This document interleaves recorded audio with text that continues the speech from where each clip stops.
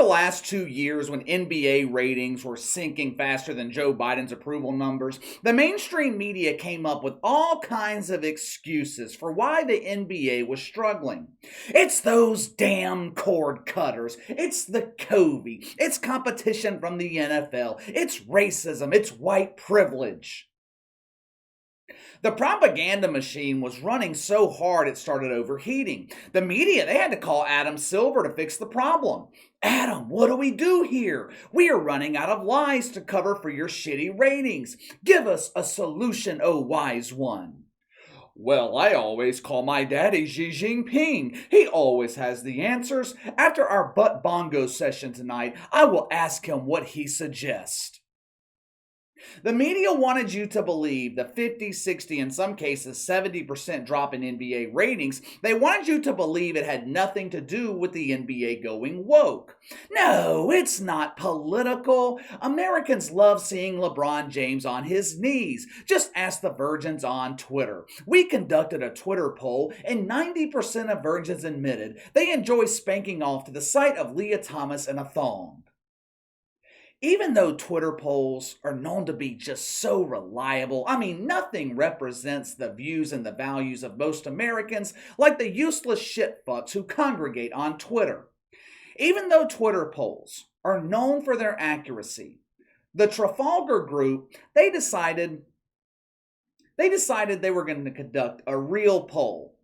I believe they call these polls scientific polls. Like Fauci the fraud always says, follow the science. They polled nearly 1,100 likely voters. They asked them if they would quit buying from companies or quit watching sports and television shows if they promoted a political agenda. Now, it could be any political agenda. Didn't have to be just wokeism, though that is the only agenda corporate America and sports leagues have been pushing. 87.1% said they would quit buying from companies or watching sports if they were agenda-driven. You can't get 87% of people to agree on anything, except for the removal of the woke fungus. KC, this isn't fair. They only asked Republican white supremacists. They didn't include Democrats. You should know better. I always come prepared. 93% of Republicans, or as social justice warriors like to call them, evil white men, 93% of Republicans said they would stop doing business with companies that were agenda-driven. 83% of independents and 85% of Democrats. In other words, damn near the entire population wants the fungus eradicated. This is the reason Adam Silver has tried to remove the woke bullshit from the NBA. Have you noticed lately how strangely silent LeBron James has been? Have you noticed that? There was that shooting in Buffalo over the weekend. I think it might have been racially motivated. I don't know. Don't quote me on that. I know the shitfucks are trying to blame Tucker Carlson for it. I do know that. Either way, last year, LeBron James would have used that shooting in Buffalo to promote woke you. This is why we need to defund the police. We don't need cops anymore. Woke You has an excellent neighborhood watch program. It is very efficient. When our graduates witness armed robbery, they simply ask the gunman to drop his gun and participate in a nice woke hug. It works every time. Who doesn't enjoy foreplay before butt bongo? LeBron has been silent for so long, I can't remember the last time he injected his uninformed opinion into a political conversation. I don't think it's by accident either. Now, this is just speculation on my part, but I think LeBron James was told to shut the fuck up. Anyway, so we have an overwhelming majority of the country that wants politics out of business, out of entertainment, and out of sports. More specifically, we want the woke fungus out of society. So imagine my surprise. On the same day this study was released, one of the more famous graduates of Woke U doubles down on her wokeness. Mina Kimes. Oh, my girl, Mina Kimes. I'm pretty sure Mina goes by she, her pronouns. Nowadays, you just never know. Mina Kimes' job is to analyze the NFL. That's what ESPN pays her to do, and they pay her a lot of money to do it poorly. ESPN, I believe they pay Mina Kimes $400,000 every year to compile the most useless information you can imagine and share it with their diminishing audience. Did you guys know on 3rd and 3 from the 40-yard line, when Aquarius lines up with Venus, it's partly cloudy and 60 degrees during week 7, with the defense running what I'm told is called cover 2, with 5:32 to go in the second quarter, and after the center farts in his face, Lamar Jackson averages 4.2367 yards per play. Did you know that? Did you know that? That's why you have me. I'm Mina Kimes. No, Mina. No, Mina, we didn't know, nor did we give a fuck. Your NFL analysis is absolutely useless, much like your political opinion. If I'm not mistaken, Mina Kimes is the only NFL analyst on television that's never played in the fucking league. She is the ESPN version of Katie Nolan. Katie Nolan. She collects woke welfare from Major League Baseball and Apple TV. They supposedly pay her to call baseball games, but her only purpose is to convert oxygen into carbon dioxide.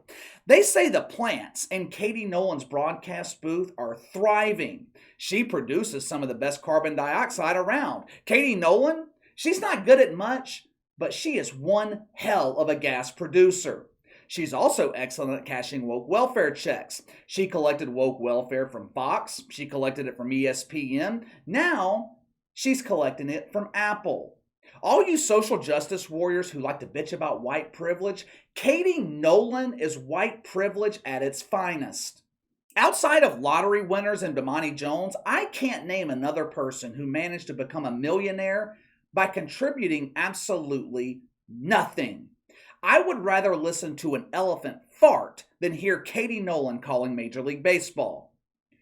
Anyway, Mina Kimes.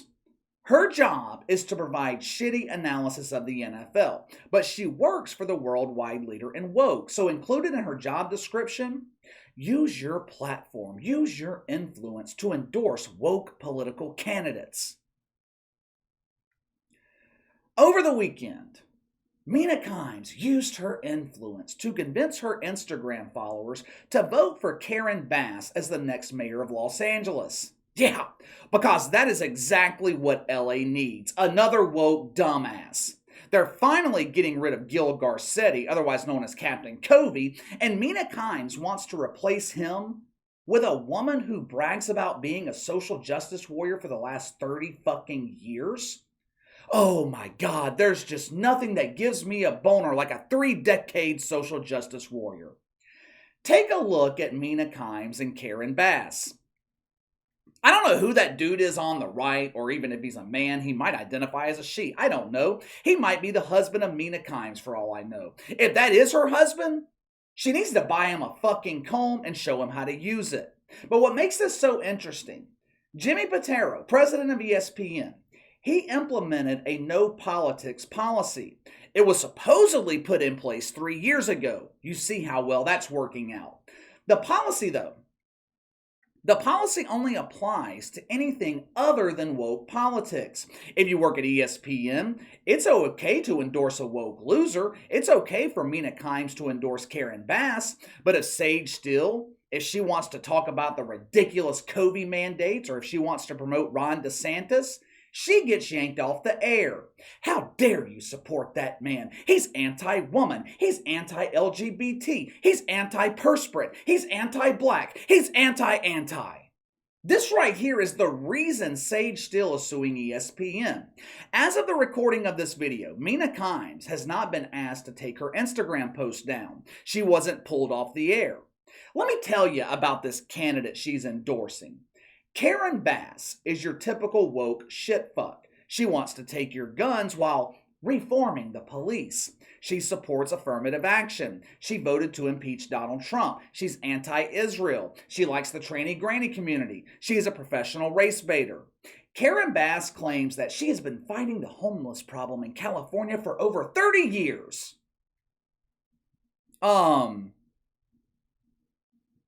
You are obviously losing that fucking fight. The last I checked, The damn bums were taking over Los Angeles. In other words, Karen Bass is another useless career politician.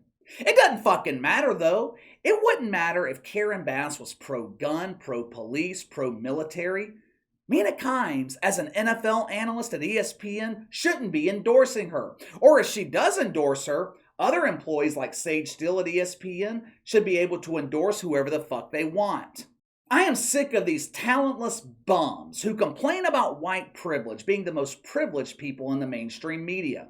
Bomani Jones can't draw an audience. His show gets renewed by HBO. Katie Nolan can't draw a stick figure. She continues to cash woke welfare. Mina Kimes is a stick figure who bloviates about useless stats no one gives a fuck about, complains on social media that she is a victim of misogyny. All these men hate me because I'm a woman. No, Mina, we don't like you because you are absolutely useless as an NFL analyst. This just shows you the level of hypocrisy at ESPN. It's why I said Sage Steele's lawsuit is completely pointless. She filed the lawsuit to expose this type of bullshit happening at ESPN, but we already know about it. I doubt anything relevant comes out of that lawsuit that we already don't know. No one will call out Mina Kimes for this. If anything, woke Twitter will praise her wokeness, and Stephen A will give her a nice woke hug. Well, that might not be true. You see, Stephen A, he only gives woke hugs to men. Perhaps Mina Kimes can cuddle up next to Molly Karam instead, and they can talk about what a great beta male Jayla Rose is. I don't know how Sage Steele deals with these shit fucks every day. It has got to be exhausting to be as intelligent as Sage Steele and spend 8 hours every day dealing with some of the biggest dumbasses on the planet. But let me know what you think. 87% of the country wants politics out of business and sports. And Mina Kimes unknowingly exposes the hypocrisy at ESPN. Sound off in the comments below. Make sure to like and subscribe. Click the notification bell to receive all notifications from the channel. Best way to contact me is by email at btlkc84@gmail.com, kc_btl84 on Twitter. I'll see you guys tomorrow.